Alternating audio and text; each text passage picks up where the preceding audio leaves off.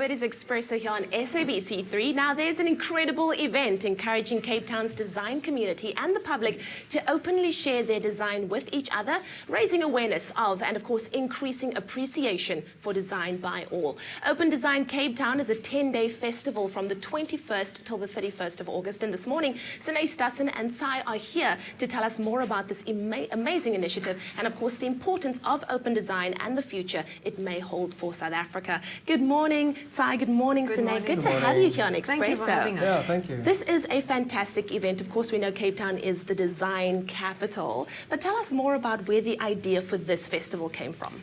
Cool.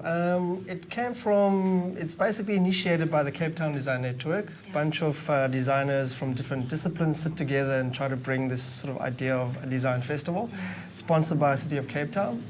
So effectively, ahead of 2014, there's two goals we want to achieve. The first goal is to try and demystify design. Yeah. For the public to understand what design is about. It's not about expensive clothes or fancy cars.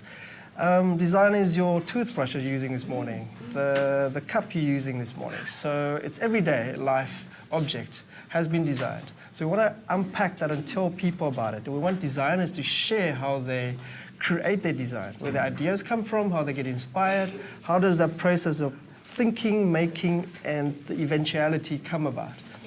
And the second thing we want to do is also to try and kind of unite and sort of gather all the design institutions and the professional bodies around Cape Town. Because ultimately, as a designer,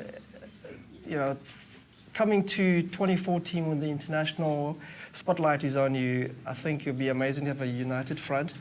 But the even amazing thing is that I think we believe that as designers, cross-pollination of ideas is amazing. For an architect to talk to a graphic designers and sort of have ideas that generated out of that kind of interaction, it's amazing. I think, it's got a social impact too. So I love that. Let's talk about the educational side, Sine. Let's talk about how important design education actually is, because I like the word that you use, demystifying it. But let's take it a step further. Well, design education, if you just look at the actual subject matter itself, you're looking at critical thinking and design thinking, problem-solving skills, strategic thinking skills, which actually also goes beyond that of teaching design. I think the general public can actually learn quite a lot, and we can all become better in what we do if we do have those skills. So when we look at the open design, it became quite an important thing for us to actually have a very concrete educational side to the festival. So next week, we're, for instance, going to kick off with Designing Careers, where we've invited high school kids to interact with our Design for All exhibition, where they're going to be taken on a guided tour, which is also an extension to their curriculum.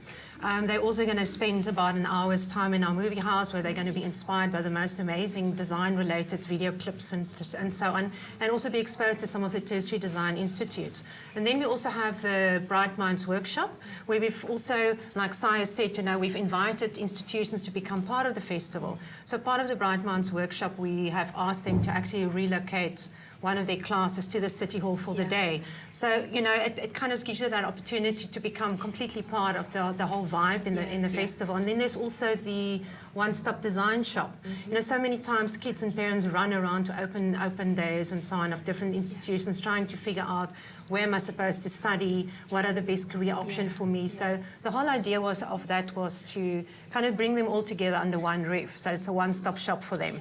And so the tertiary institutions are going to set up shop basically and talk to the students and so on. Oh, wonderful. Well, I think it's going to be a fantastic event. There's so much room to demystify what design is. Anybody can be a part of it, and the learning aspect as well for young and old. Yeah, and I think what's also kind of what we're also trying to do, besides the actual education program, the whole way open design is being positioned on the platform is about, it's a learning for everybody.